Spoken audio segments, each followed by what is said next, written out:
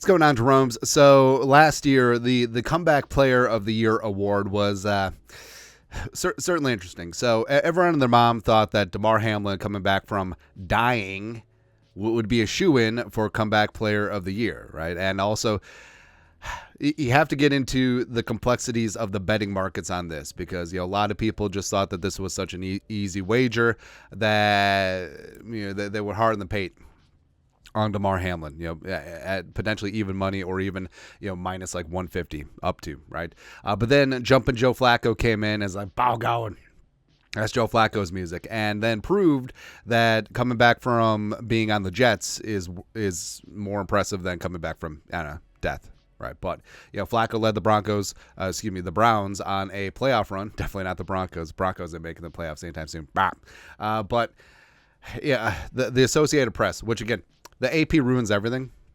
Basically, what it is, the AP voters voted Joe Flacco as the winner of Comeback Player of the Year. Now, it was a controversy at the time, and Joe Flacco even said himself like he didn't deserve the award. It was Damar Hamlin's award. Now, the problem is that comeback is too ambiguous. It's too open to interpretation because what a defensive rookie of the year is. What a offensive player of the year is, right? But this one's a little bit murky, right? And long story longer. So this week the NFL created new Comeback Player of the Year award guidelines after the whole Damar Hamlin Joe Flacco debate. Basically, just we'll get into the guidelines. But so myself, I may have put down a jelly bean or two on Sam Darnold to win Comeback Player of the Year because some years it's guys that comes back from something medical. Some years it's guys that just come back from being ass. Thank you. And I feel like Darnold is definitely the latter camp, and he was going off at 40-1.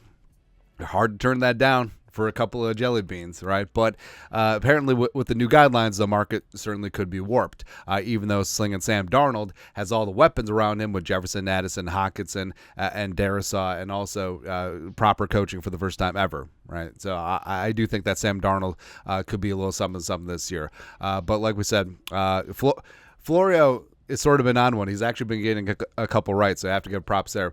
New Comeback Player of the Year guidelines could frustrate some gamblers.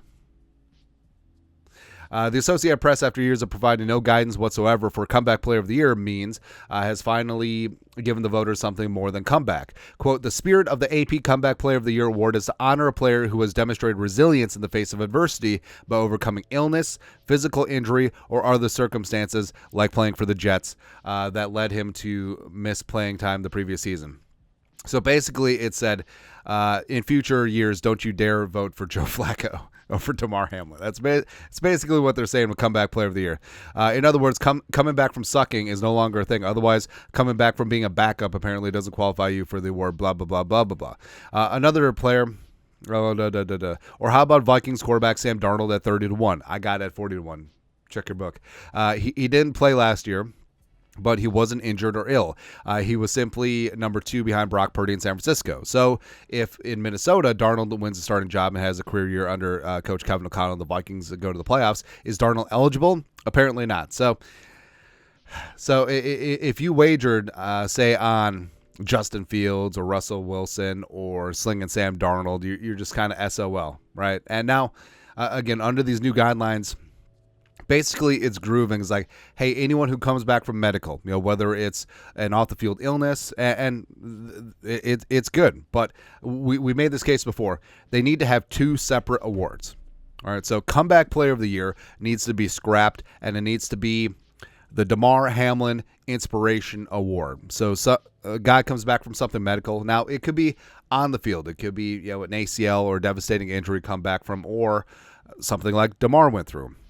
Or, Quisenberry coming back from cancer, or John Mechie III, or hell, even Teddy coming back from his leg falling off just to be a backup. Like those inspirational comeback stories, yes. So have that be the Damar Hamlin Award.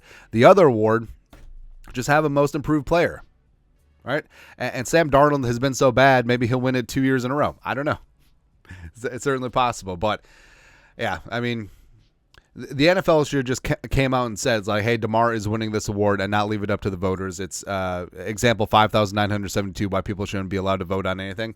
But yeah, separate it into two different awards, and then basically what the book should do is that they should cancel all comeback player of the year bets because the parameters changed. All right, so any book should be able to refund you on that, since the parameters of the award change from something nebulous where Sam Darnold could qualify, certainly, to under the new guidelines where he would not qualify at all. So, well, but again, maybe it's just me bitter about being again, 40-1, man. I don't know, man. But your thoughts are thoughts. Sling and Sam Darnold can't win comeback player of the year now because of Joe Flacco. Great. Let us know your thoughts on our thoughts in the comment section below. Subscribe for daily Vikings takes. Want to support the work? Put a little something in the Venmo. But next time, Skol, production value.